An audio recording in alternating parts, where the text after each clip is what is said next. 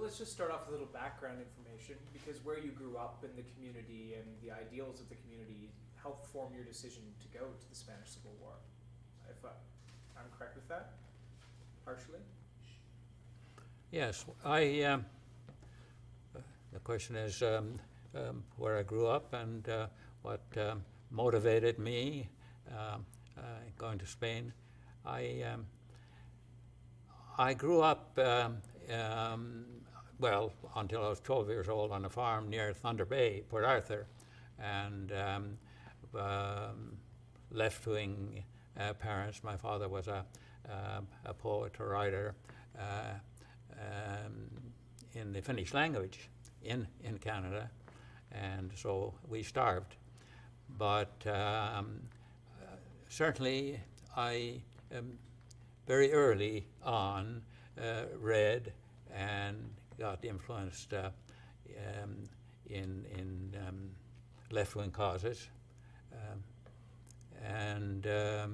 So when I was 12 years old, we moved to Sudbury, where I then had my schooling and so on, further schooling in Sudbury. And father was editor in the Finnish newspaper, and so growing up in Sudbury was a learning experience in itself. The mines, the nickel, copper mines, were sweat houses. You know, they were very bad conditions. And in 1935-36, I was working in a store at the time. It was the hungry 30s. You could hardly get work anywhere. So, but I was involved in the organizing of the Mine, Mill, and Smelter Workers Union, the first organizing drive in the nickel mines, Inco and the Falconbridge mines. So that this is what was a kind of place where I learned about the struggles of the miners. I wasn't a miner myself. I was too small and puny to be accepted in the mines, but their struggles and the organizing drive. And so when the Spanish Civil War started, I certainly was a motivated person. So what did you know about the war? Would you mind if I just removed your shoes? Is that okay for you? It's Yeah. a clean floor. Yeah, we're just here. Am I scraping them? A little bit of.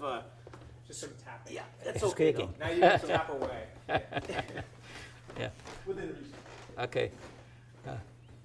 So what did you know about what was going on in Spain, and why did you want to help? When the war started in Spain, we already read about the Hitler's and German drives into Sudetenland, Czechoslovakia was starting, so that the Nazi plans for war were well advanced. Expansion, Germany, of course, had been suffered in the armistice and so on, and ripe for whatever happened, fascism. So anyway, when the Spanish Civil War started, this was a war that was a revolt, army officers, a push against the democratic government of Spain. It was a coalition of the left Republican, socialist, no communist, but anarchist parties that won the elections in 1936. And So this, of course, the rebellion by the Phalangists and Fascists, and later called Nationalists, spread garrisons all over Spain, and so then the Italian Navy and German Air Force, Italian Air Force, ferried Moroccan troops under Franco, by the way, the General Franco already then, into Spain, and then the drive up the center of Spain from Seville, Cadiz, Seville, and so on through Toledo into Madrid, or to the outskirts of Madrid. So you saw in the newsreels the bombardment, the shelling of Madrid by German counter-legion Air Force and Italian artillery mainly, some German artillery, and the people under the bombardment running into shelter, getting killed on the streets. This was really affected me already, an anti-fascist, even at that age, certainly had developed politically. So when you saw these newsreels, you wanted to do something. Here is a people, a distant people, but felt very close, that are suffering under an attack. And what can you do? There was nothing in the hungry 30s that you felt that you could do in your own country. And here was an opportunity to go and help these people. And you just, when the opportunity arose, I went. So you had to do something. You had certain ideals. Well, let me ask this, because you're a Finn, correct? Yes. And there was a large proportion of Finns that went to the Spanish Civil War. Is there something about that community? Let's jacket down. Yeah. I'm hold just on, gonna, if you fix just your lean jacket forward a first. bit, I'm Yeah. just gonna tuck your jacket down. Okay, that's right. Okay. Now just lean back and sit back. That's right. It just looks a little nicer.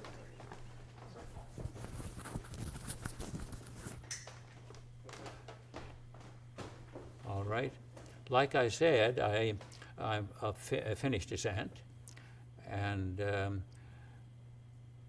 the Finnish Finns in Thunder Bay, especially, with other ethnic groups, but the Finns of Thunder Bay, they had become radicalized. If some were not radical already, but when they came from Finland, but they were radicalized by the hungry 30s, by the depression and the conditions, and what government was there? Bennett government, or at the time, so that the Finns were a big proportion of the Canadian force. There was almost 100 Finnish Canadians. I wasn't very much, well, I was in Finnish circles too, yeah, partly. So you made the decision to go, but you didn't tell, I was reading about when you decided to go, and you didn't really tell your mother right away, and then you had, you spoke to your father. Do you want to talk about that night that you left after you decided to go? When I decided to go, I was working in town, and my folks lived out in the country. My father had been laid off from the newspaper for a while because of cutting staff, and so they were living out in the country about 20 kilometers, 15 kilometers from Sudbury, which is now part of Greater Sudbury. But anyway, they in a cabin. And when I came home, suddenly one December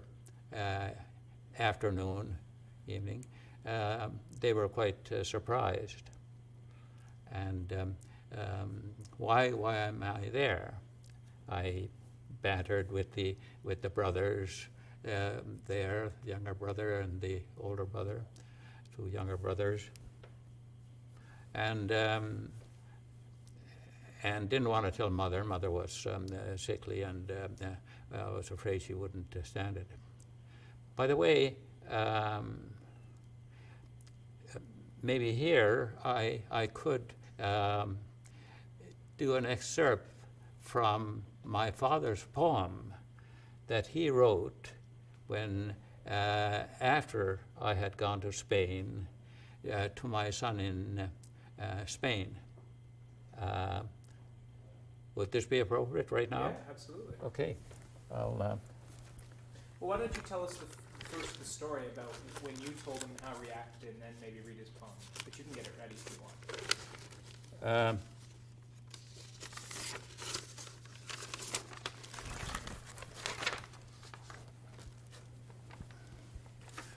So when I Let me hold it until you're ready, because yeah, that way it won't it, be that, yeah. When I was ready to leave, I asked the father to come outside then, and when he, well, whatever the sequence, he came out and I says, I'm leaving for Spain, Dad. And he was, of course, shocked and saddened. He wasn't in good health right then either. And he did remark, but really, son, you as I was called, you can't, from such wars you do not return. And so, anyway, I says, well, I have decided I'll go. And so I, a firm handshake, and I left and went quietly down and Sudbury. And I knew that two other Finns had already gone from there as volunteers. So I knew that I could get to Spain somehow. So anyway, what I'd like to do is, my father wrote this poem to my son in Spain, and it's a kind of poignant one.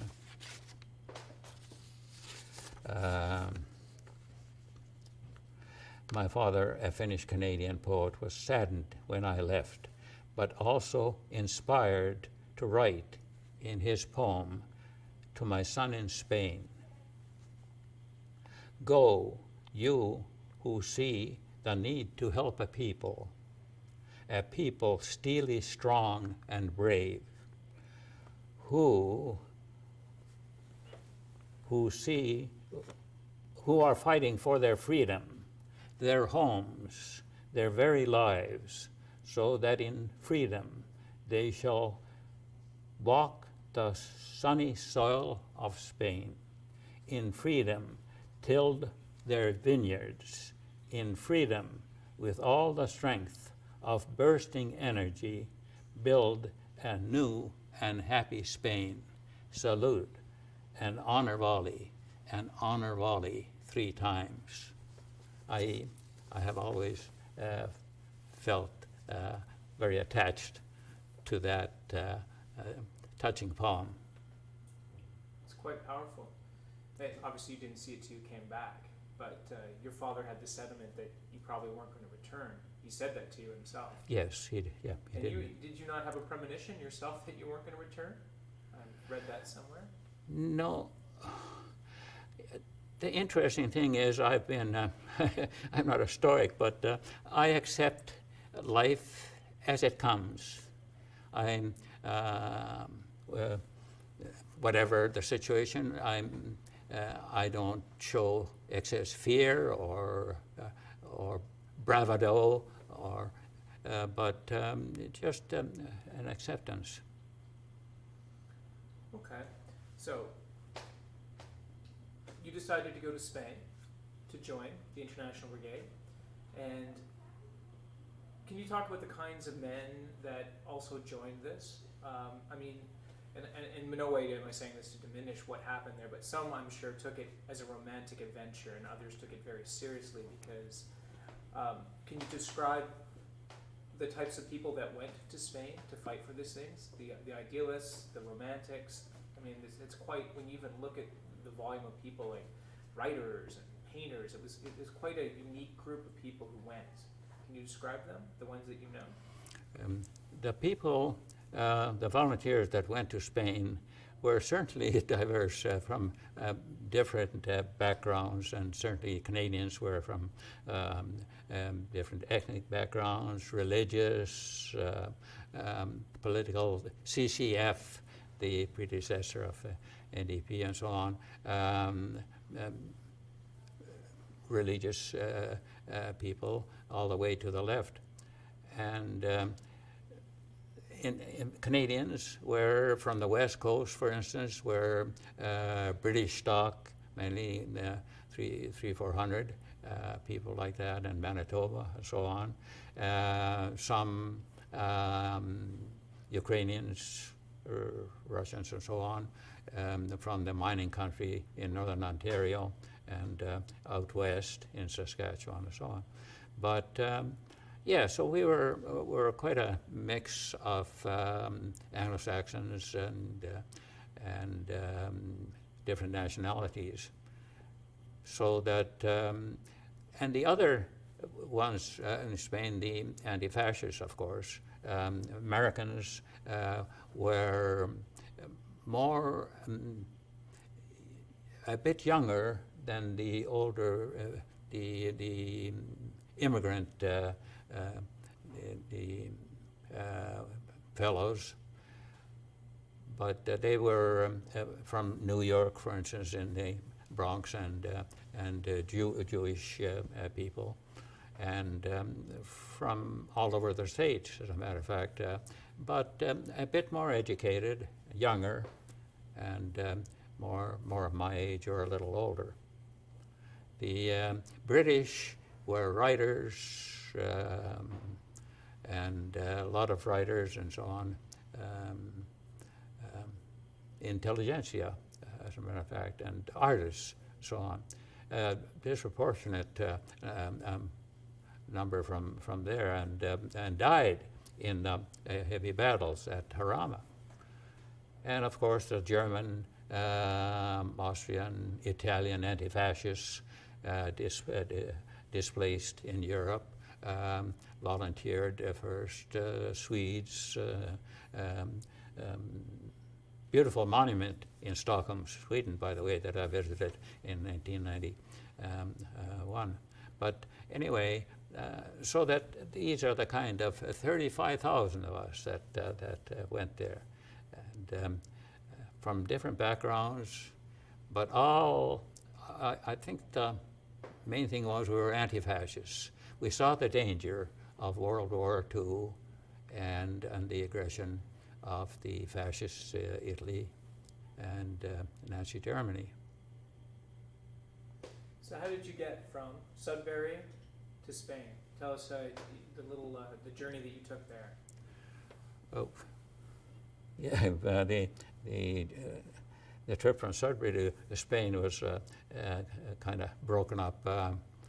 Tried to go through Montreal to Halifax and so on, but that was already winter, and it couldn't go that way. So I came back, and no help in Montreal. So I went to Toronto, and there was an office that had been set up by the Communist Party, and to help volunteers going to Spain. So they helped me, and the same thing, a group from West came from Alberta, Manitoba and so on, about 20 came to Toronto, and so we went by bus to New York, joined by American volunteers, about 80 of them, and went across on the Ile-de-France French liner to France, the Havre. But the interesting thing was the non-intervention went into effect while we were on the high seas. And so the American consul in Le Havre came on board and says, you know, how they had the 100 of us or so out there on the upper lounge, telling us that, well, we know who you are, and you know the borders to Spain are closed. We'll help the Americans anyway to get back home. Well, and nobody took them up on it, of course, and we went on to Paris and had to wait until they got new lines of way to get into Spain. So it was quite a difficult journey. We wait in Paris, but Paris was a great city then. We were out in the left quarter where the commune had been fought, and so it was interesting for country bumpkin to see Paris and kind of get the feeling of this great city. And from Paris, then we small groups. Some went by Marseille and by boat. The one boat was torpedoed by the Italians. I guess you probably read about it, and some of the volunteers were killed in it. But anyway, others by Figueras, right near the coast, directly. And our group, we went up over the Pyrenees, and interesting to a small group still have running shoes on and no proper attire to go over the high Pyrenees with snowstorms up above and so on. So, but we pulled a professor from Seattle by a sleigh, Hans Ibbing from Winnipeg and myself, I can remember. And so, and we got over blizzards and so on. Rum runners helped, guided us. So, and then into sunny Spain, down the steep slopes into Spain through the deep snow. And of course, northern Spain was anarchists were in charge, and the cooperatives, and well run. It was very, very interesting. So you had to sneak kind of through the south of France to get to the Pyrenees. Yes, we had to stay very quiet in southern France. I forget the name of the city. Fairly big city in central southern France. But we waited there for another 3 or 4 days until they got the bus arranged and so on, the trip to the Pyrenees. So yeah, we in France already then we had to be kind of quiet. So could you give us a little more details about the crossing the Pyrenees? Because it was quite describe the train and how arduous it was, because it was, you guys, as you were saying, you were not properly dressed, and there was snow, and it was steep, and big precarious falls, and you're trying to, drag your friends along, and, it was hard. It was, this is your, can you describe that, the trek across? Well, yeah, to elaborate on that trip across, it was quite interesting. We got there at dusk by bus from there where we were dumped off, and to walk up these narrow paths up next to deep valleys and so on. But by the time it was dark, you didn't see what was beside you anyway. And then, like I said, the rarefied atmosphere there, the fairly heavy-set professor, he couldn't get his breath, and so we had to pull him. And of course, we were light and and that didn't bother us. It was quite high, Pyrenees, that we went over.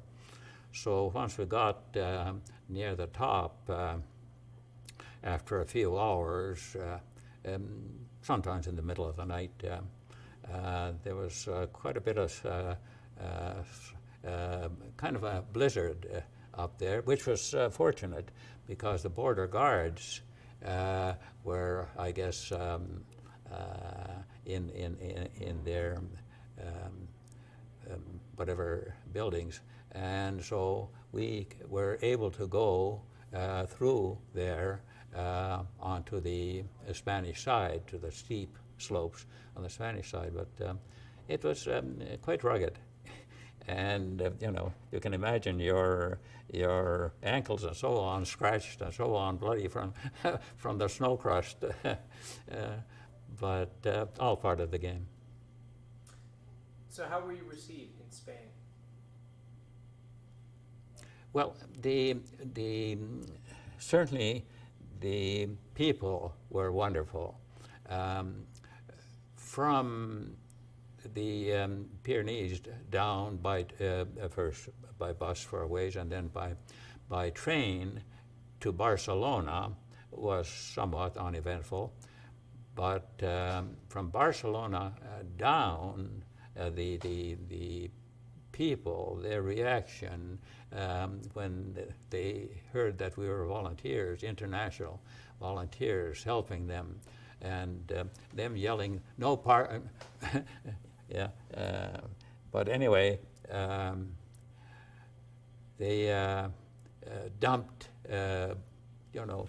baskets of oranges and fruit into the cars, and "No pasaran," which was the battle cry that they used, and international term by then. So what happened then? You obviously didn't have any military training at this point. How did you train? Yeah, well, we went. So we went down after a few days in Barcelona. There had been some differences between the anarchists and the POUM and the communists, left Republican. So they had some battles there, but that was quieted down. But very, very quiet and tense situation. But beyond that, Barcelona was still great. So we went down by train to Albacete, which was central eastern part of Spain, and where the base of the International Brigade was.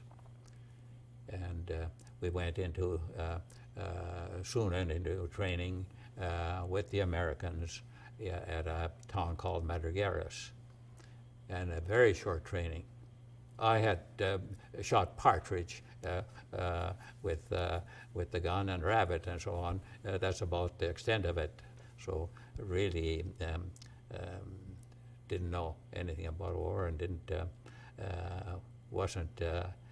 Well, some of the older ones, of course, from the Europeans, and they had, of course, experienced war, just like the anti-fascists in Europe. But the British in Canada were older and had some training. So what kinds of things did you learn in the training? What kind of things did they teach you? In the training camp at Madrigueras, well, we learned,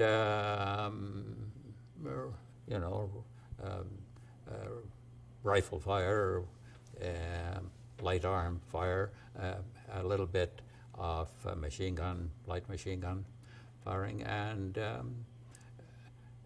and some a little bit of drill, crazy, but there was some of that, not like in the armies elsewhere, but still some. But it was mainly a volunteer kind of people.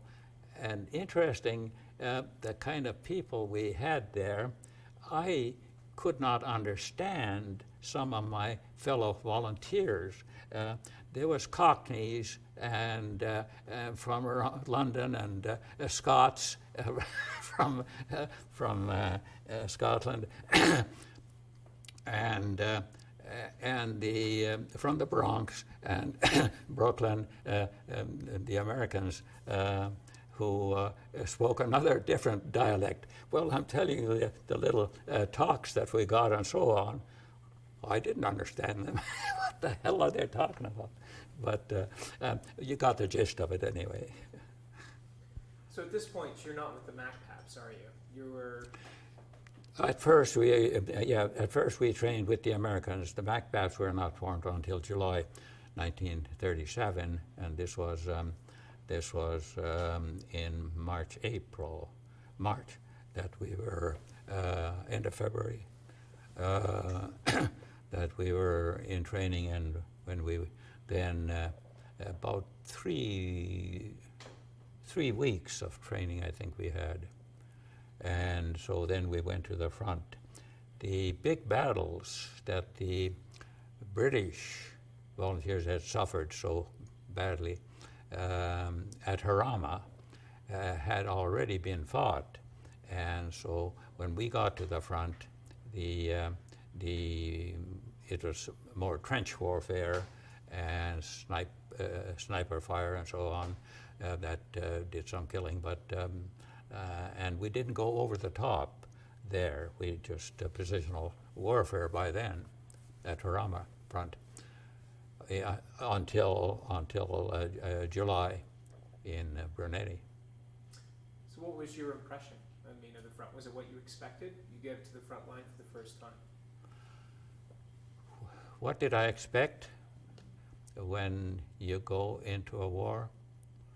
Again, for me, it's hard to describe because you're so wrapped up in learning what to do, in trying to understand. We had some political discussions and so on. Try to understand how the war was going, and foreboding, because the fascists were much better armed. They were using Germans, for instance, were using the Spain as a training ground for the Second World War, including, for instance, bombing a defenseless town like Guernica in northern Spain, religious town, defenseless, and so firebombing that, saturation bombing, strafing, so on. So this is a training ground for the Second World War. So you said you didn't get to the action until later that summer, your first action?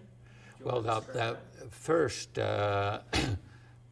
the first battles that was open warfare was at Brunetti campaign. The government in south of Madrid in the valley was trying to cut off the fascist lines into University City, the southern end and also to relieve the pressure on the Basque and the northern front, where they were fighting to try and save that. The government couldn't help them because of the fascist territory in between, Burgos and so on. So this then in July we went into this battle, into the valley. By the way, I saw Hemingway up at the brigade base as we were marching all night, and saw him there. But I never met Hemingway. But he wrote a great book about it, in a sense. Yeah. So, but anyway, the campaign in the Brunetti, in the valley, that's where we really got our taste of battle open warfare, capturing a town, get caught under fire from the bell tower in the town from the fascists, and you can't move. You try to dig dog holes and so on, but in the end, with other battalions we captured, and so on into the valley, and you go over the top in attack, and you learn to accept it. It's I remember when we were attacking, and this young Jewish fellow beside me, he was from an Orthodox Jewish family. He got hit in the testicles, and so I helped him back down, and the first aid guys came there, and obviously he was hurt bad, but I had to leave and get back into the battle. But you don't think you're caught in the excitement of attacking and running and dropping down as tight to the ground as you can, and you're active. You haven't got time to really think or fear. I don't know the term exactly what it means. But what about after? Once the action is over and things have calmed down and you have moments to reflect, is that when it comes? The impact of what's gone on around you? After the battles and so on, I don't think I recall any difference in my reactions. Physically, you suffer, and I have always had a poor stomach and so on, and so I got dysentery. I got dysentery there, and I was in makeshift hospital in a church for a few days between life and death, and a high fever, and I pulled through. So, but as far as life was good, the town's young people, girls, you could socialize a little bit when you were then in rear reserve, and so that was the good part. And were the casualties in all these kind of battles? Because this sounds more like First World War type battles, going over the top. The casualties, they weren't very high, as I recall. Not in those battles. We the brunt of the casualties were suffered by the Spanish divisions and some of the other ethnic battalions of the International Brigades. But we were on another part of the front, so that we didn't get many casualties, not at that point. And we got just about surrounded, so we got out of there. And as a matter of fact, we left the cook and the kitchens in behind. I can always remember leaving the cook there, and hungry as anything, and we couldn't have anything to eat. But the open fighting under bombardment, the bombardment by the Air Force in the narrow river valley that we were in. We moved from one section of the front to another. when they were breaking back through into the valley, the fascists. So we were under some heavy bombardment. You hold on to the grass because of the shaking, and even there in a narrow river valley, very few of us got killed. And of course, I led a charmed life. And but coming back from that section of front at dusk was interesting. To suddenly get confronted by the Moors that Franco had brought over by the thousands from from Morocco, and when they start attacking you and coming at you, and they, after all, it's an honor to die in battle, and you wonder, you got a bayonet on your rifle, can you really use that bayonet? I had, that was a, experience that you don't know how you're going to react, how you'll, but in the end, you kept firing, and enough of them fell so that they finally ran back. And but these are the kind of experiences that that I remember. Yeah.